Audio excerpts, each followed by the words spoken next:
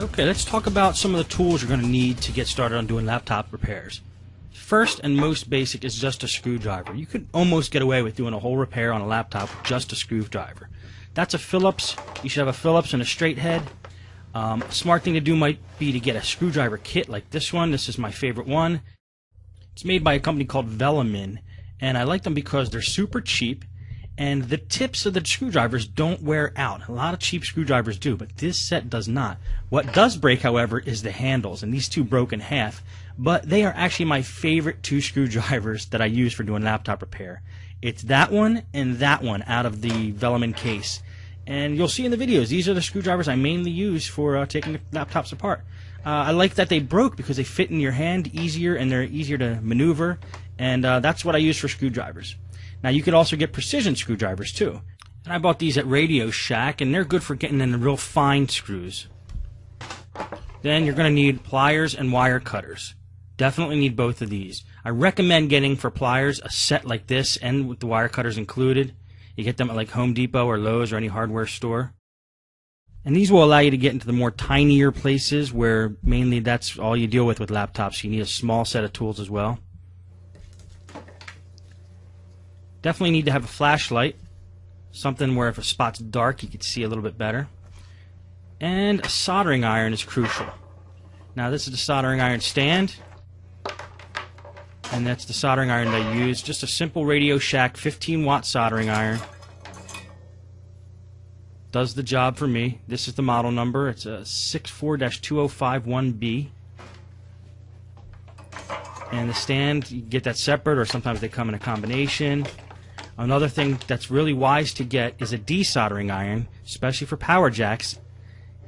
If you got some stingy power jacks that don't want to become disconnected, you use this thing, which is a desoldering iron.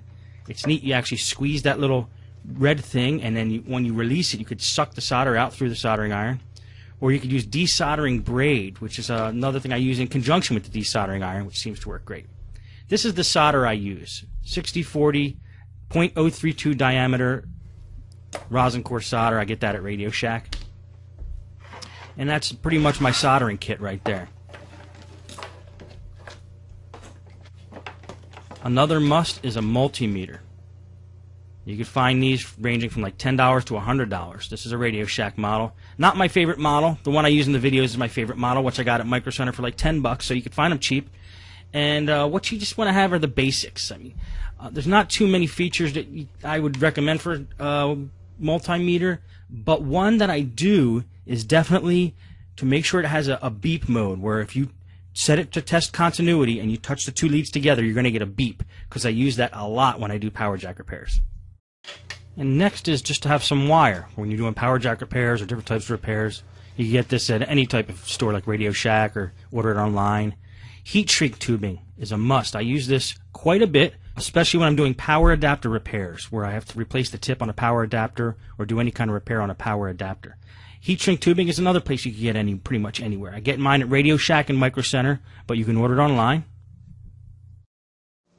Another tool that I feel is a must is helping hands.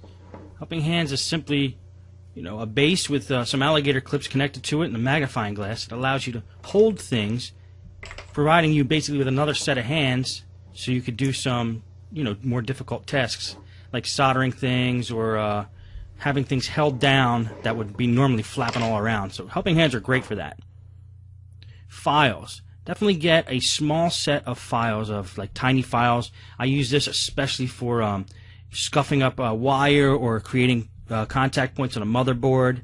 And this picture shows files. Don't get the wrong idea. These are actually miniature files. They're pretty small. You'll see how they look in the videos.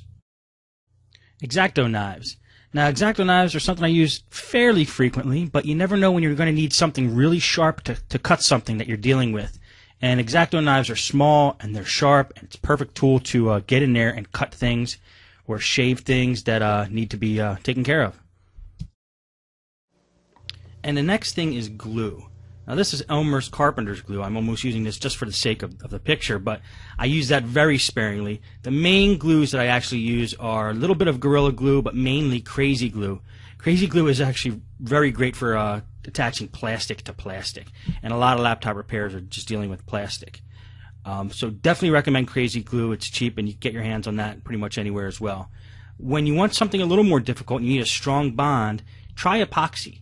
They make a 5-minute epoxy, which basically dries in 5 minutes. I recommend letting it sit overnight, but you could technically dry things in 5 minutes, and then they make different bonds of epoxy, and we actually have to mix 2 tubes of material.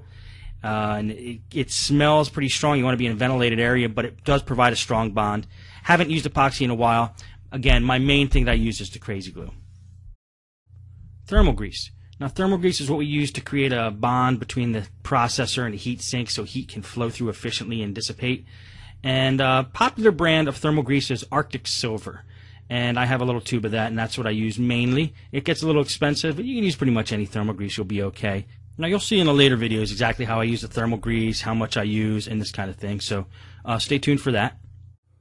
Okay, now foam. I always use a piece of foam when I'm working on laptops so I don't scratch the top of the laptop when I'm working on it upside down. You can also use it with circuit boards if you don't want like a delicate circuit board to touch the surface that you're working on. I get these foam pieces usually out of desktop motherboard boxes. When you get a motherboard for a desktop, it's usually shipped in a box that has a square piece of foam under it. That's pretty much exactly what I'm using there. Compressed air. Now, if you watch these videos, you're going to see that I use compressed air a lot when I'm working on laptops. I use it to clean out dusty areas on a laptop. I also use it to blow out the CPU fan, get all the chunks of dust out of there.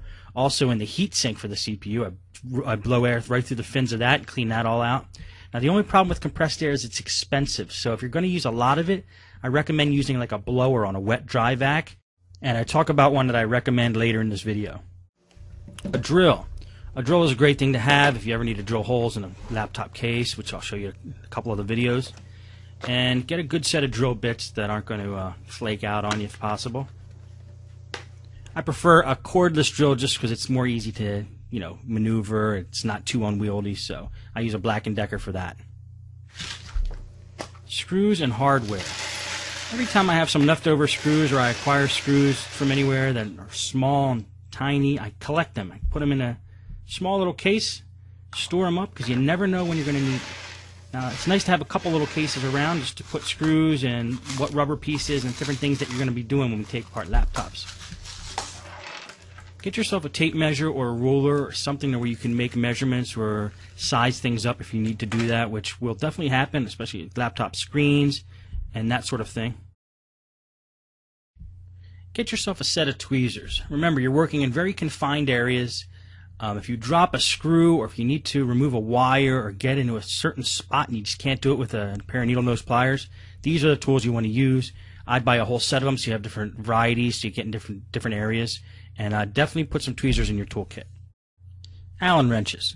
Not terribly commonly used on laptops, but every once in a while you're going to encounter them. So it's probably wise to get just a cheap set of Allen wrenches or one of those all-in-one Allen wrench devices that have like 6 of them or 8 of them sticking out like this one here. Paint brushes. I use these paint brushes a lot. I think I got them at IKEA for like $7 for a whole set of them. And I use them to dust off certain parts of the laptop. It's a great thing to use as a duster, and you could always shake the dust out of them when you're done. But it's great for laptops because it doesn't scratch anything, and it gets all the dust out of the little crevices and crannies of the laptop. I love the Stinger 2.5 gallon wet dry vac, which is what this is here. Especially with the brush attachment, it's great for cleaning out keyboards, cleaning up all the dirt off of the top and bottom parts of the case of a computer. Even when you open up the computer, you can use that wet dry vac and suck out a lot of the dust that's on the inside. You'll see how I use it in the videos. Great tool to have in your shop. I definitely recommend it. It's not a necessity, but it's a good idea to have a socket set or something you can unscrew standoffs or bolts or something that's stuck onto a laptop there. And finally, if you look around, you're going to find computer repair kits that have most of the tools I talked about already in them. You get the pliers, the screwdrivers, soldering iron, a small drill in a lot of them, Allen wrenches, X-Acto knives, and tweezers. It is a good thing to have, especially if you're an on-site technician. You need all your tools in one place. So definitely check them out. You can get them at Radio Shack, Micro Center, Newegg. Any big computer store is going to have something like that for you. Well, that's going to wrap up the tools that you need. I went through the basic tools. Some are more necessary than others. As you continue to watch the videos, you'll see what I use the most, and then you'll know what priority to get these tools. But that's a quick rundown of pretty much everything I use to get laptop repairs done.